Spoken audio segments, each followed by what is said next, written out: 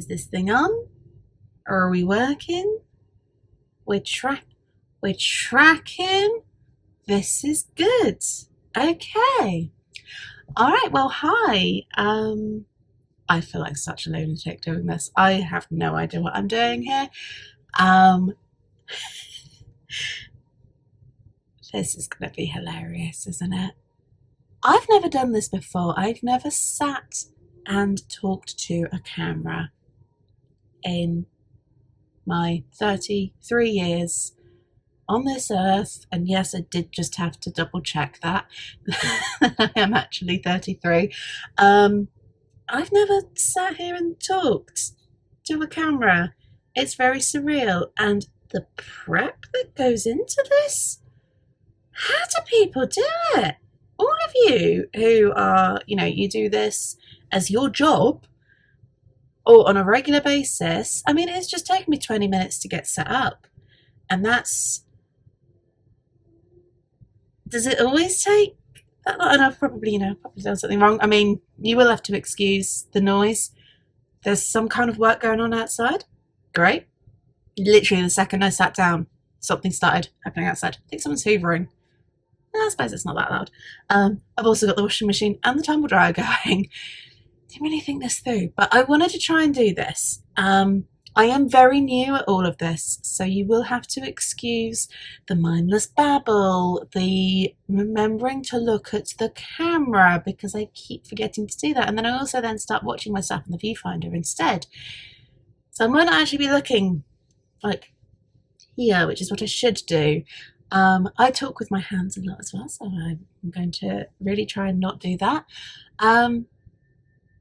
But yeah, this is the first time I've tried to do this. I have only recently started getting into filming. As you can probably see, there are only 2 half-decent videos on my YouTube channel at the minute. It's only really in the last month that I've started to do this. One of those videos was on this camera. I have the DJI Osmo Pocket 2. Which is really long-winded to say that. And I also have the GoPro Hero 11. Yes, I think that's right. I did just have to double check, and yes, it is that one. And those have been outside, just trying them out outdoors. So I wanted to now see what it's like to film inside and just do a really random one. And I thought, you know what? Why not tackle a bit of a problem? This is the problem.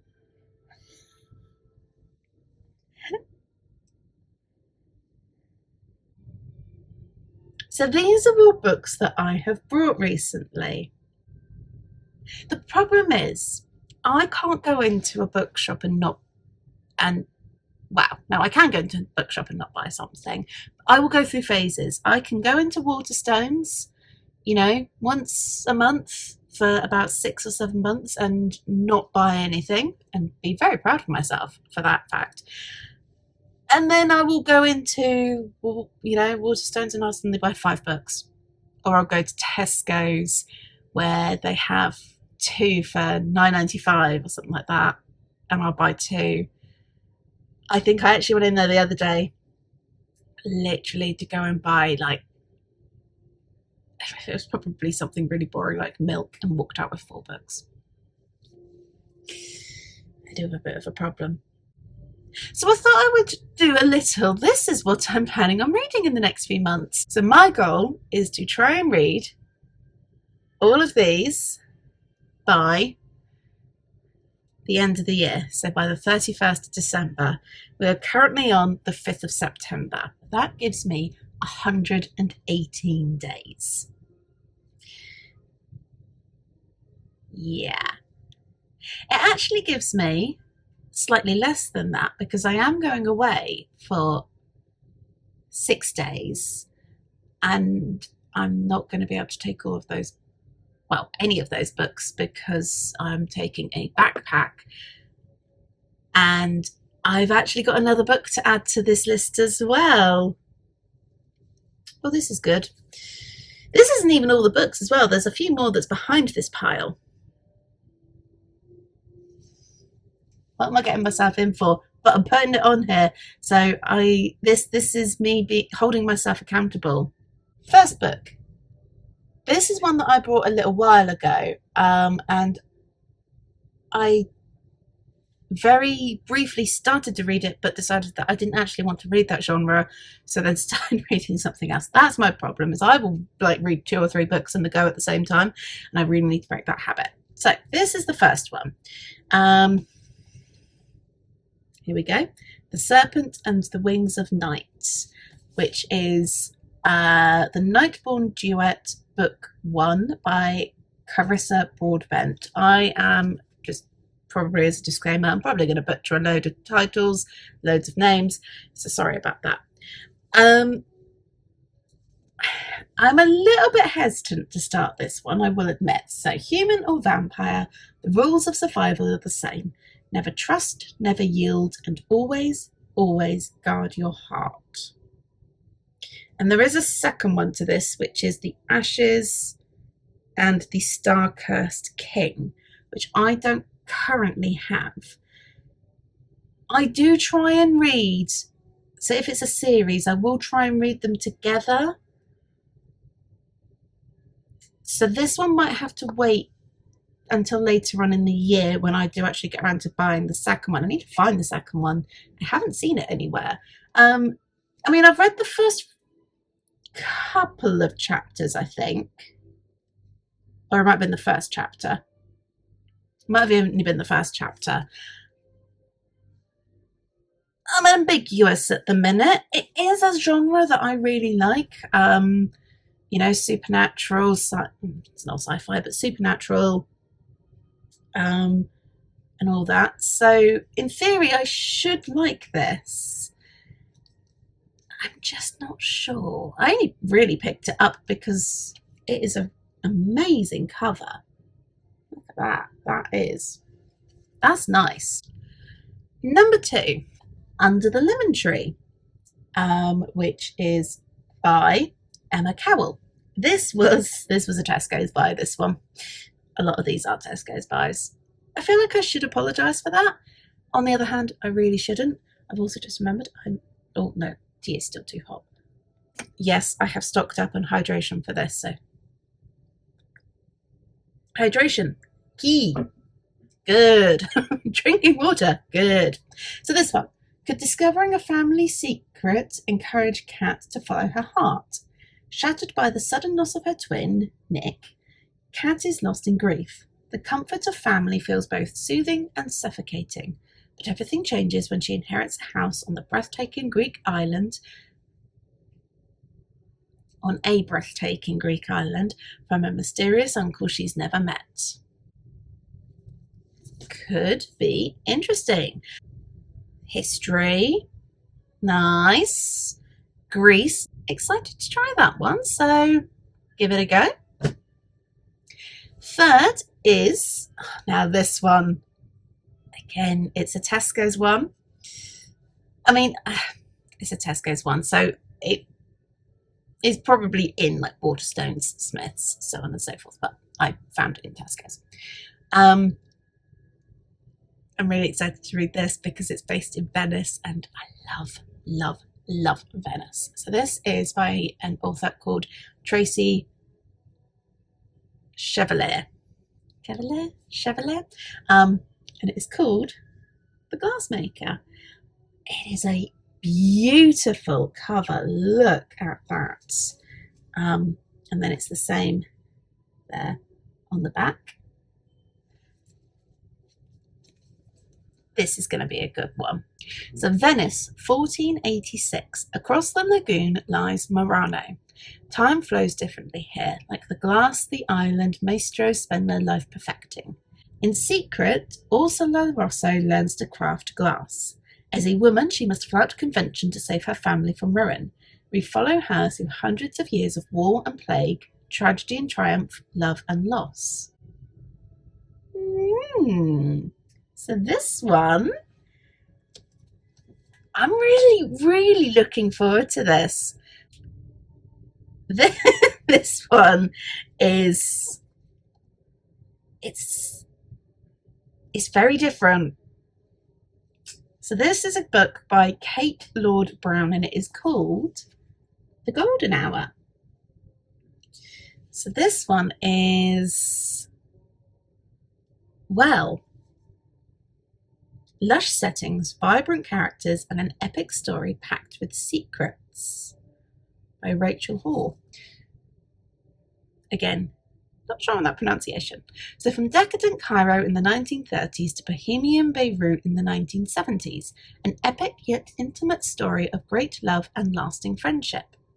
As her home, Beirut, teeters on the brink of war, Polly Fitzgerald has one last story to tell about her best friend Juno and their life together in Cairo.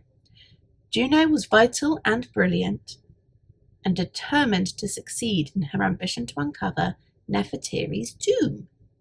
But Juno and Polly's friendship was bound by a secret, one that has never been told. Now, as Polly's daughter Lucy travels to Beirut to be with her dying mother, the mystery of what happened many years ago must be revealed.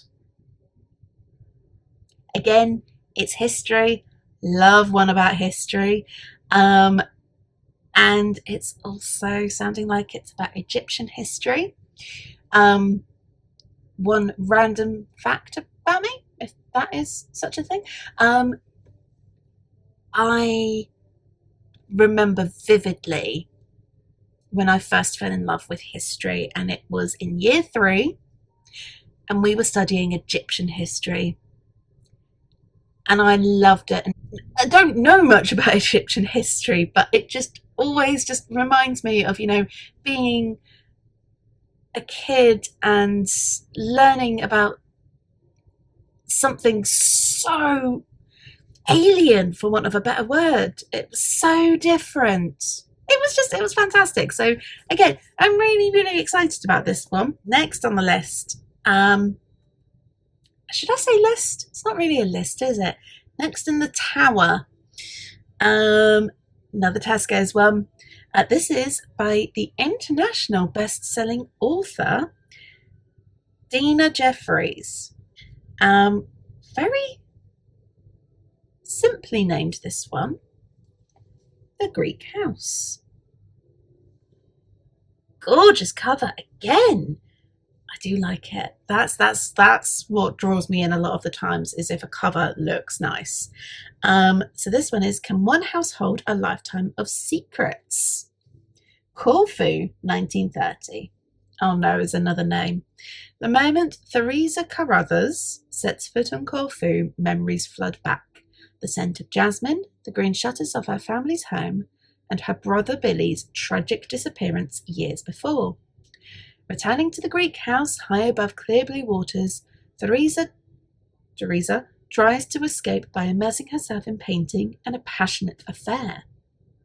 But as webs of love, envy, and betrayal tighten around the family, buried secrets surface. But as webs of love, envy, and betrayal tighten around the family, buried secrets surface. Is it finally time to uncover the truth about Billy's vanishing? Ooh, okay. So again, looks like it's diving into, well, personal histories this time, potentially. Oh, looking forward to this. Okay, so this one I actually brought in Yuki last week in the works. It does have a sticker on there. It's mix and match, 3 for £7.50. I did buy 3 books, but only one of them was in this offer, so didn't actually get it in the offer, but it was only £3, so can't really go wrong when a book is £3, can you? This one is, oh look, it's set abroad. So this one is by Sarah Steele, and it's called The Traitor's Wife.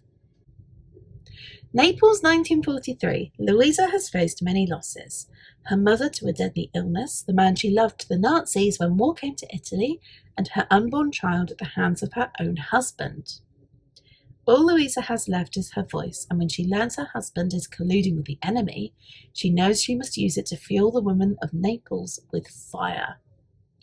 Los Angeles, 1964.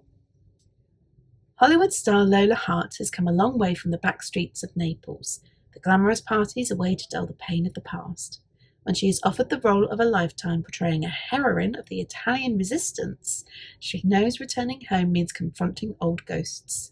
But as she seeks out the story behind the film, she realizes there are many in Naples with secrets, and that the woman she is to play held the greatest one of all.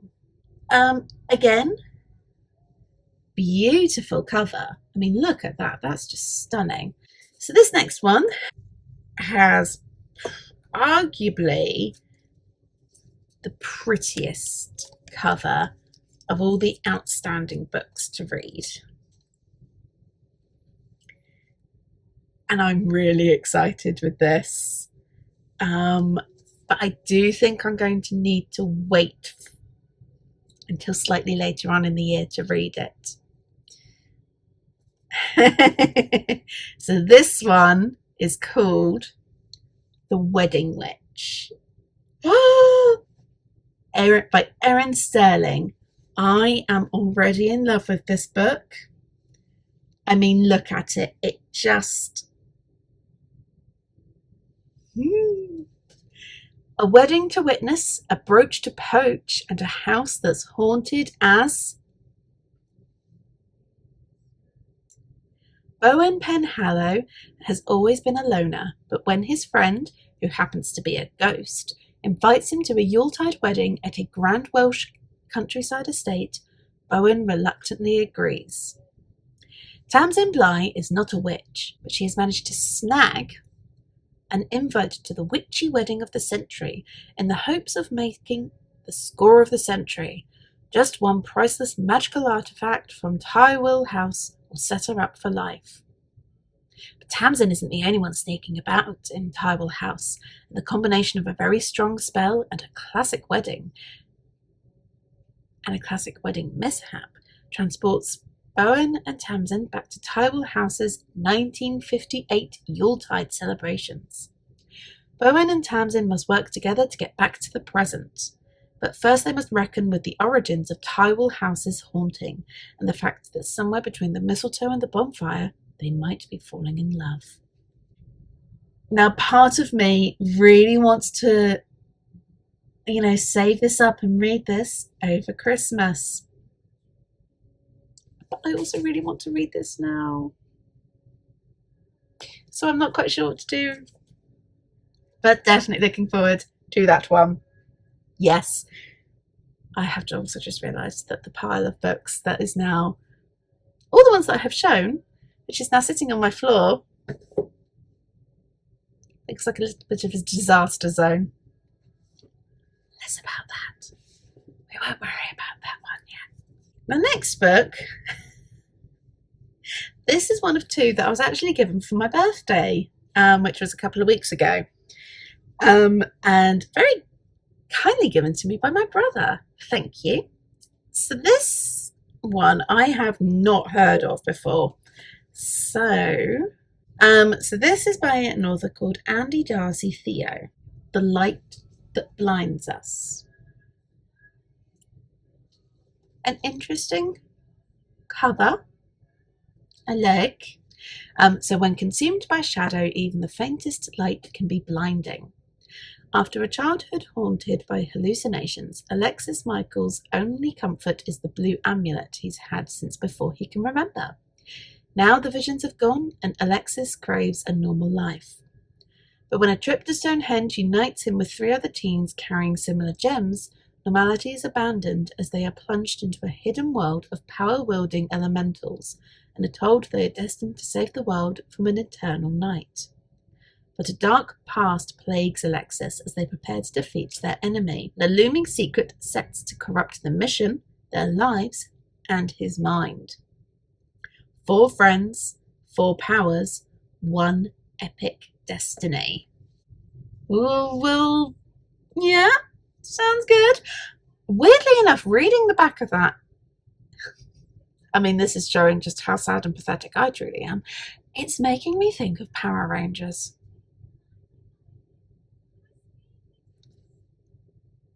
My brain. This is then the second one that was given to me by my brother. And this is a very popular one. This is one that a lot of people have been talking about. So this one is by Sarah A. Parker, When the Moon Hatched. I mean, again, cover, beautiful. It's ridiculous. These cover arts are just stunning. She's an assassin on the run. Reeve's job is to complete orders and never get caught, until a rival assassin devastates her world and she is captured by a group of powerful fae. He's the dragon rider who'll stop at nothing to save her. Crushed by the loss of his great love, Can Vega hunts the world for answers. Then a clue lures him to the capital's high-security prison where he finds Reeve. Together they'll burn it all down. Now they seek truths that threaten to shatter everything they knew about their world and each other. It is giving me a little bit of like Fourth Wing vibes. I really, really liked Fourth Wing. So I think it could be really good. He's a big boy. As I say, he's a big boy, he's not. But I mean, it's quite hefty compared to the other ones that I've picked up. So could take me a little while to get through this one. The last one that was in that pile, I feel like this one's cheating slightly because I have read this before several times and it is a book that I love. So this is by a woman called Victoria Hislop, and it is her amazing book called The Island. As I said, it is slightly cheating because I have read it before, but I have only just picked up this book. I actually found this copy in a charity shop, so as soon as I saw it, I was like, I have to get it. So this one is Inspired by Truth, the story that has captivated the world. This was not the start of a short trip to deliver supplies. This was the beginning of a one-way journey to start a new life. Life on a leper colony. Life on Spinalonga. Again, if I pronounced that wrong, I am so sorry. 50 years later, making a life-changing journey of her own, Alexis Fielding feels the pull of the abandoned island. A distant shadow off the coast of Crete, she knows it holds the secrets to her mother's past, buried for so long, but surely not forgotten. I cry every time I read this book. It is so beautiful, and if you haven't read it, do so.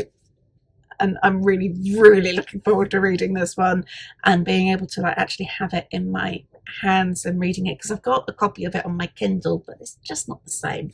So I am really looking forward to this one. So we watched the other day on Netflix the Thursday Murder Club, and I went into it and I wasn't that sure on it, I will admit. Oh wow, it is amazing. It is so good. If you haven't watched it, watch it. But and I don't know how I didn't know this, didn't realise that it was based off of the books by Richard Osman. So we've brought the books, and by we've bought the books,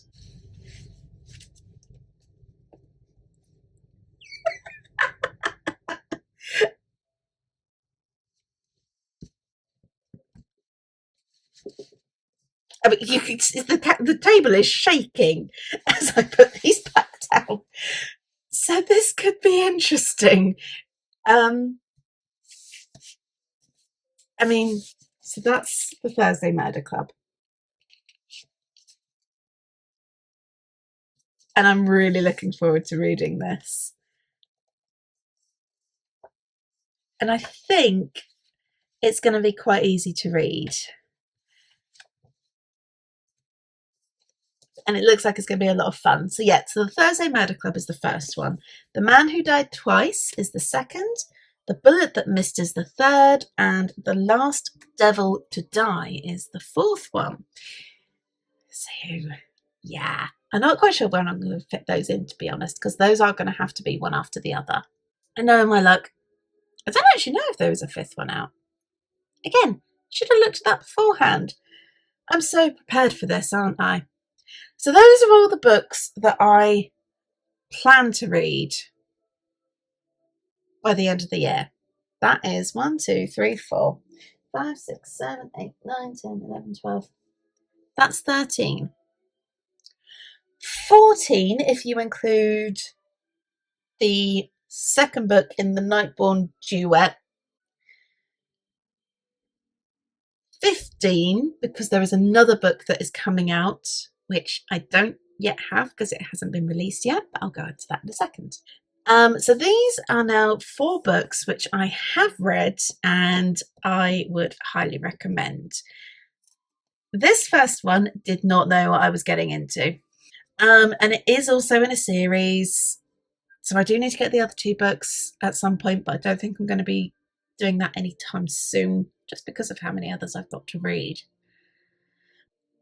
Again, I think this is another one where it's been really popular, so I think a lot of people will know about it, but it is by Elsie Silver and it is Wild Love. She's been driving him wild for years, the kind of wild that comes with wanting your best friend's little sister and knowing you can't have her. I mean, the clue should have been in that bit, shouldn't it? I should have known that it was going to be a little bit, woo. I'm not going to read the back of it for this one because, no. So Forbes may have labelled Ford Grant the world's hottest billionaire, but all he cares about is escaping the press and opening a recording studio in the gorgeous small town Rose Hill. Something that comes to a screeching halt when he ends up face to face with a young girl who claims he is her biological father. After years of living in the city, Rosie comes back into town like a storm. Beautiful, messy, and chaotic. One wide-eyed, desperate plea for a job is all it takes for Ford to hire her. He vows to keep her at arm's length, but with her, verbal sparring is a type of foreplay, friction that soon turns to blistering heat. Ford knows he shouldn't cross this line, but shouldn't and can't are 2 very different things. And the only thing he truly cannot do is resist her. I would recommend it. It is it was a very easy read. I did read this one rather quickly. So yes, would definitely recommend Wild Love. So this is by I was going to say artist then, author of the name Veronica Henry, and it is called One Night at the Chateau. And I have just noticed she has done 2 other books. Oh no. One of them is quite aptly named The Impulse Purchase. I feel like I have that problem. Anyway, so this one. She knew straight away through a blur of rosé and the faint trace of wild thyme that the chateau was going to change their lives. Over the last few months, Connie's whole world has fallen apart. Her husband's run off with an older woman, the magazine she works for has gone bust, and she's having to sell the family home. So when her beloved godmother, Liz May, begs her to help run the beautiful Chateau Valais, it couldn't come at a better time. No one knows the chateau quite like Connie. She spent a blissful summer there in her 20s, learning to cook delicious French food for the guests, ironing the lavender-scented sheets, and trying to resist the very handsome neighbour, Remy. Have to do it with the As soon as she arrives, it's clear that the chateau is close to crumbling, and Connie knows she's going to have her work cut out. Could it be the fresh start she didn't even know she needed? And will she find a way to save the chateau before it's too late? Now, I picked this up simply because it was very pink.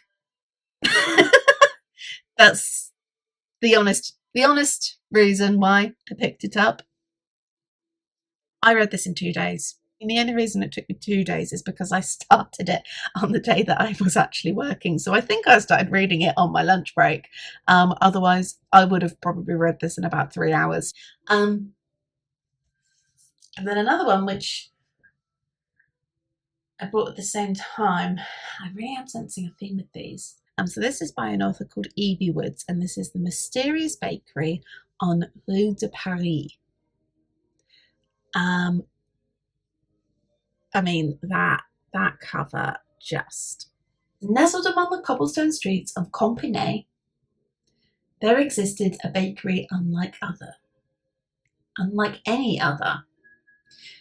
Rumours were whispered through the town that its pastries offered a taste of magic, chasing away the darkest of sorrows.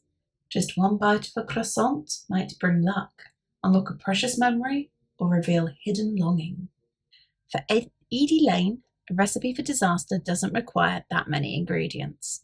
Take an unhealthy amount of wishful thinking and a sprinkle of desperation, and that's how Edie left everything behind in Ireland for her dream job at a bakery in Paris. Except the bakery isn't in Paris, and neither is Edie. This might not be where Edie intended to be, but she soon realises it's exactly where she needs to be. Again, would highly recommend. It did not go the way I thought it was going to go, this book, but it was really, really good. Which brings me to the final book, but this book was just... oh, I loved it so much. And it is by... I'm fangirling. I really am here. So this is by Lucy Jane Wood, and it was her debut novel, Bewitched. I am very sad. I'm not very sad. I'm very proud that I do own 2 copies of this book. So this is the paperback copy, which came out this year. In fact, not too long ago, but I did also buy the hardback copy when it was released last year. And I do have an order in for the second book, which is going to be released later this month, which is Uncharmed. And I cannot wait for that book. I am so looking forward to it. This one, it was just... oh, I mean, the cover. I love the cover. The hardback is almost exactly the same. I think it's blue and pink rather than purple and pink. I can't actually remember off the top of my head. When the leaves fall, magic rises. Belladonna Blackthorn hasn't lost her magical spark, but she hasn't seen it in a while either. Balancing work at her beloved London bookshop, Luna Books, with handling her toxic boss and concealing her witchcraft from those around her, Belle is burnt out. Another feeling girl. Perfecting the potential of her magic is the last thing on her mind. I would just like to point out, I don't have a toxic boss. Nor do I conceal witchcraft. But I do know the feeling of being burnt out. But when her 30th birthday brings a summons from her coven and a trial that tests her worthiness as a witch, Belle risks losing her magic forever. With only a month to fix things and a suspicion that dark forces may be working against her, Belle will need all the help she can get. From the women in her life, from an unlikely mentor figure, and even from an infuriating coven watchman who's sworn to protect her. Can Belle reignite her spark before it's too late? I am in love. If you could be in love with a book, this is the one that I would be in love with. And I'm pretty certain I have said that about 3 other books in this pile. But this one truly, truly is so, so dear to me.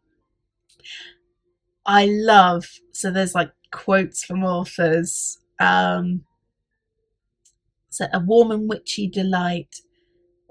What was the other one? A mug of hot chocolate in book form. Pure cozy joy. But this one, which is by Stylist, I love the most. The novel equivalent of Gilmore Girls. Just add a spiced latte. Yes. Yes. Just try it. Yes, it's not going to be everyone's cup of tea or coffee or hot chocolate, but it is just great. And both of the copies I have are the special ones in that they have got the design the sprayed edges. Look at that, isn't that just this little kitty cat at the bottom there? Just, I love it. I love it, and I am so looking forward to Uncharmed. We got there. My tea is almost finished, and it is also almost very cold, so it's a good thing that I did put it in a small cup. When I say almost cold, it is cold. Ugh. So yeah, so apart from the two which I don't yet have, one which is on pre-order and one which I am going to have to hunt down and find, I think I'm going to have to impose a book ban. Just cutting in here whilst editing this video, although I have realised I am wearing the same top, which is mildly weird. Book ban. What, 3 days after filming this? I did break that promise, and I did buy another book. I told you I have a problem. It was the next one in a series, and I was able to get it on a pre-order, and it was half price. So I'm trying to justify this. I don't think it's going very well. So yeah, there is another book that I have brought that will have to be added to this list, but it is only a little one, so it's fine. It doesn't really count. I'm also just ignoring my boyfriend who's in the other room laughing at me whilst I'm doing this. No problem. It is official. Yay! I've now got to go through all this footage and see what it's like and see if I actually like it enough to put it together and put it on YouTube. And people might actually watch it and realise just how sad I really am. So if you do watch this, I'm sorry. So I guess I should sign this off, which I haven't done in the last 2 videos. So I do apologise about that one. My tea has now gone very cold. That is sad. I don't really know how to sign this. This is the first time I've signed a video off. I don't know what I'm doing. So yeah, thanks very much, and I will see you soon. So ta-da for now.